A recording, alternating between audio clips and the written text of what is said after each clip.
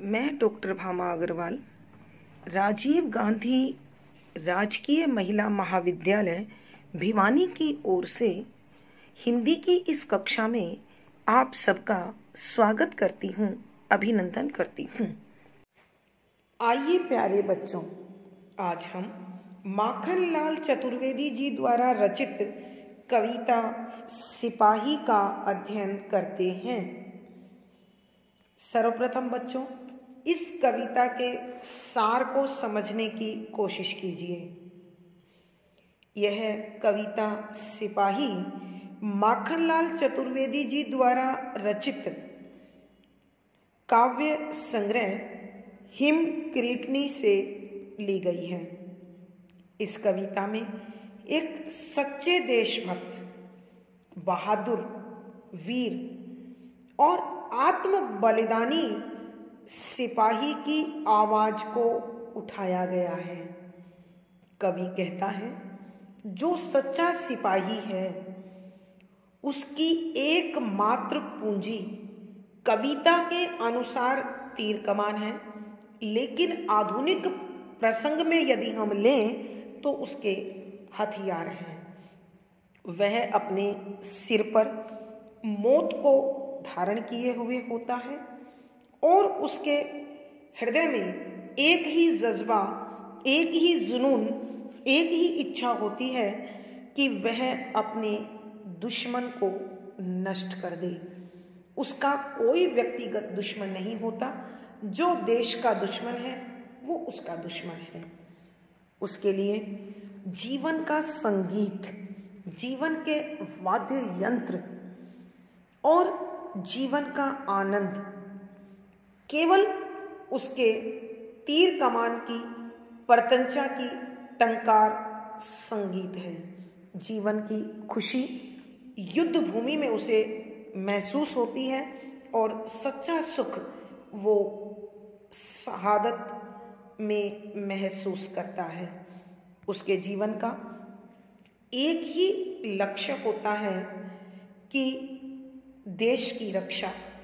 एक सच्चा सिपाही जाति, धर्म, भाषा, क्षेत्र, संप्रदाय, दल आदि के बंधन से मुक्त होता है और उसे केवल एक ही कर्तव्य दिखाई देता है और वो कर्तव्य है अपने देश की रक्षा। अगर कोई भी देश इस प्रकार सच्चे राष्ट्र भक्तों से भरा हुआ है तो उस देश की अस्मिता पर, इज्जत पर, प्रतिष्ठा पर कभी कोई आंच नहीं आ सकती।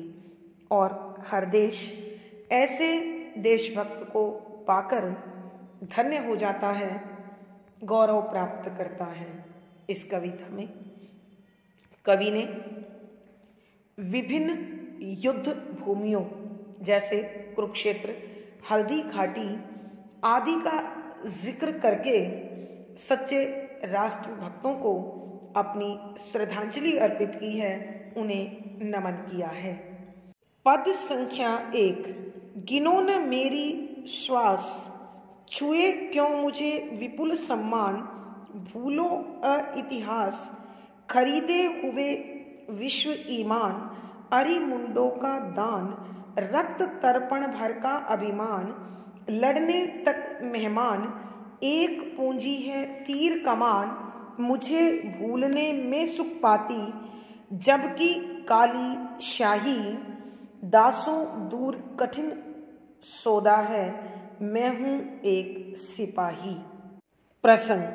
प्रस्तुत पद हमारी हिंदी की पाठ्य पुस्तक 8 अर्वाचीन कवि में संकलित एक भारतीय आत्मा उपनाम से विख्यात माखनलाल चतुर्वेदी जी द्वारा रचित कविता सिपाही से लिया गया है।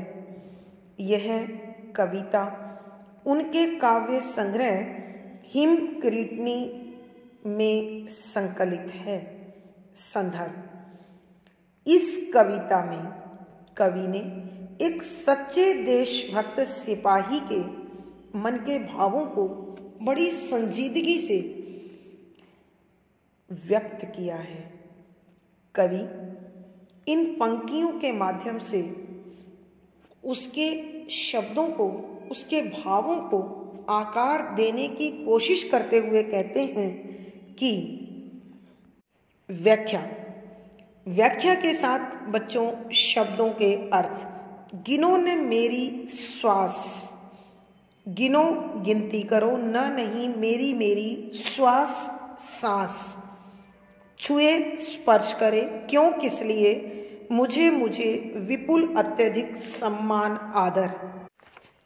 एक सिपाही कह रहा है कि तुम मेरे सांसों की गिनती मत करो, मुझे अत्यधिक सम्मान की आवश्यकता नहीं है। बच्चों समझने की कोशिश कीजिए। गिनो न मेरी श्वास के कहने का अभिप्राय यह है कि मैंने अपने जीवन को कितना लंबा जिया, उसमें क्या क्या प्राप्त किया, इसका कोई महत्व नहीं है, कोई उपयोगिता नहीं है। मेरा सच्चा जीवन वो है जो मैंने अपने देश की रक्षा करते हुए रणभूमि में शत्रु के साथ संघर्ष करते हुए जिया है। ये मेरे जीवन का लक्ष्य है, ये मेरे मन की शांति है। इसके लिए मुझे अत्यधिक सम्मान देने की आवश्यकता नहीं है। यानी सिपाही कहता है कि मैं अपना कर्म अपनी इच्छा से कर रहा हूँ, उसके लिए मुझे विशेष सम्मान की आवश्यकता नहीं है। भूलो ए इतिहास, खरीदे हुए विश्व सम्मान। भूलो भूल जाओ अरे इतिहास, इतिहास के पन्नों, खरीदे हुए तुम्हें खरीद रखा है विश्व ईमान, दुनिया भर की ईमानदारी को। कि सिपाही कहता है कि हे इतिहास, तुम मुझे भूल जाओ, कि तुम्हारे पन्नों में मैं दर्ज हो जाऊं, स्वर्ण अक्षरों में लिखा जाऊं, इसकी मुझे कोई कामना नहीं है, कोई अभिलाषा नहीं है। तुम्हें तो इस संसार के बड़े बड़े राजा महाराजाओं ने, शासन के अध्यक्षों ने खरीद रखा है। अर्थात इतिहास में राजा महाराजाओं के नाम और कार्य दर्ज होते हैं, एक सिपाही को नकार दिया जाता है। इस पर सिपाही ने व्यंग किया है। अरि मुंडों का दान, रक्त तर्पण भर का अभिमान। अरि शत्रु, मुंड सिर, का दान करना, रक्त खून, तर्पण तर्पण कर देना, तिलांजलि दे देना, भर केवल, अभिमान खुशी है, गर्व है। कि हे इतिहास, मुझे तो इस संसार में केवल इस कर्म करने का अभिमान है कि मैं इतिहास को शत्रु के सिर का दान देता हूँ और अपने शरीर के खून की एक एक बूंद इस देश की भूमि को, मातृभूमि को समर्पित कर देता हूँ, और उसी से मेरे मन को सच्चा सुख मिलता है, आनंद मिलता है, खुशी मिलती है। मुझे इस बात का अभिमान है कि मैं इस संसार में, रण क्षेत्र में लड़ने के लिए बना हूँ, और इस लड़ाई में मेरा सहयोगी मेरा तीर कमान है। अर्थात सिपाही कहता है कि मुझे इस बात का गर्व है कि मेरा जन्म इस युद्ध भूमि में संघर्ष करते हुए, शत्रु का नाश करते हुए शहादत देने के लिए हुआ है, और मेरी एकमात्र पूंजी, एकमात्र शक्ति तीर और कमान है। मुझे भूलने में सुख पाती जग की काली स्याही। कि उसी व्यंग के साथ सिपाही कह रहा है कि मेरी शहादत को, मेरे बलिदान को इस संसार के साहित्यकारों ने, कवियों ने भूल कर ही सुख पाया है। मुझे इस बात का बड़ा अफसोस है, दुख है, खेद है कि मेरे बलिदान का महत्व किसी ने भी नहीं समझा है, लेकिन मैं फिर भी दासों दूर की दास्तां से दूर हूँ। मैं किसी की गुलामी नहीं करता हूँ। कठिन सौदा है कि मुझे कोई भावना से खरीद पाए, मेरे कर्म को खरीद पाए, ऐसी किसी की ताकत नहीं है, क्योंकि मैं एक सच्चा सिपाही हूँ। कवि के कहने का भावार्थ यह है कि एक सच्चा सिपाही हर प्रकार के लालच, हर प्रकार के स्वार्थ, यश से परे रहकर शत्रु का नाश करते हुए युद्ध भूमि में आत्म बलिदान के लिए सदैव तत्पर रहता है, और यही उसे सच्चा सुख प्रदान करता है। विशेष इस कविता में एक सच्ची भावना जो सिपाही में होती है उसे आवाज प्राप्त हुई है। शुद्ध साहित्यिक खड़ी बोली का प्रयोग है, व्यंजना शब्द शक्ति है, ओज गुण है, वीर रस है। यहाँ सरसी छंद का प्रयोग हुआ है, गे शैली है। इन पंक्तियों में अनुप्रास, प्रश्न, रूपक आदि अलंकारों का सुंदर सटीक प्रयोग हुआ है। पद संख्या 2, क्या वीणा की स्वर लहरी का सुनूं मधुरतर नाद, छी मेरी प्रतंचा भूले अपना यह उन्नाद, झंकारों का कभी सुना है भीषण वाद विवाद, क्या तुमको है कुरुक्षेत्र हल्दी घाटी की याद, सिर पर प्रलय नेत्र में मस्ती, मुट्ठी में मन चाही, लक्ष्य मात्र मेरा प्रियतम है, मैं हूँ एक सिपाही। प्रसंग पूर्ववत। संदर्भ यहाँ फिर पूर्व पद की तरह ही एक सिपाही अपने जीवन का एकमात्र लक्ष्य स्वदेश प्रेम और आत्म बलिदान को स्पष्ट करते हुए कहता है कि व्याख्या, क्या वीणा की स्वर लहरी का सुनूं मधुरतर नाद। क्या, किस लिए? वीणा एक वाद्य यंत्र जो सितार की भांति होता है, एक बाजा, जिसे अक्सर हम माता सरस्वती को अपने हाथ में लिए या बजाते हुए देखते हैं। स्वर लहरी, आवाज एक लय में बंधी हुई, सुनूं सुनना चाहूं, मधुरतर मीठा, से मीठा, नाद माने आवाज, ध्वनि। छी धिक्कार है मुझ पर, मेरी प्रत्यंचा तीर कमान की डोरी, भूले भूल जाए अपना खुद का यह एक विशेष उन्नाद, विशेष उत्साह से भरी हुई आवाज। एक सच्चा सिपाही इस संसार से प्रश्न करते हुए पूछ रहा है, क्या मुझे अपने मनोरंजन के लिए, आनंद के लिए वीणा की मधुर आवाज में समय नष्ट करके कैसे आनंद मिल सकता है? अर्थात नहीं मिल सकता। मुझे तो सच्चा सुख मेरे तीर कमान की प्रत्यंचा अर्थात डोरी जब टंकार करती है तो उसी में सच्ची खुशी, सच्चा आनंद प्राप्त होता है।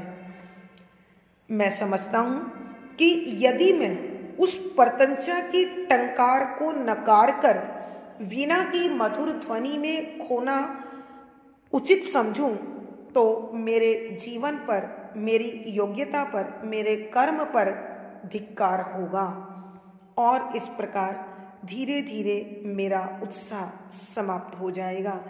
झंकारों का कभी सुना है भीषण वाद विवाद।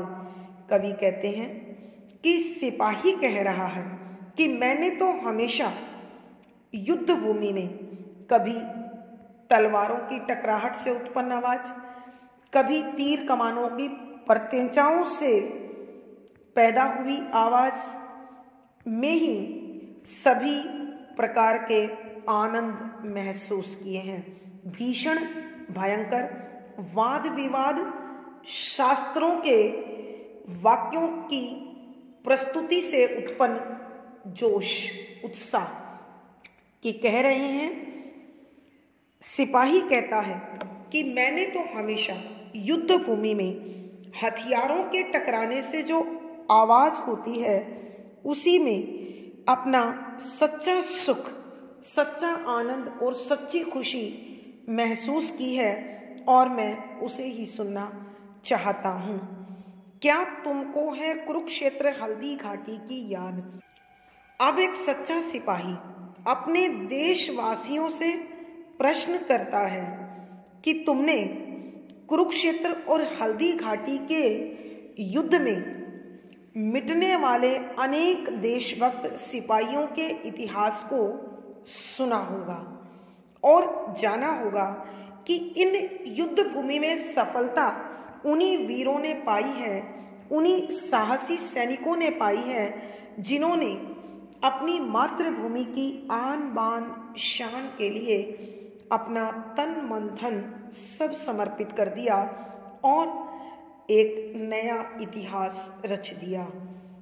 आगे वह सिपाही एक सच्चे सिपाही की दौलत और खुशी का जिक्र करते हुए कहते हैं कि एक सच्चे सिपाही के सिर पर प्रलय, नेत्र में मस्ती, मुट्ठी में मन चाही, लक्ष्य मात्र मेरा प्रियतम है, मैं हूं एक सिपाही। कि एक सच्चा सिपाही हमेशा अपने सिर पर मौत को लाद कर चलता है। वह मौत से डरता नहीं है।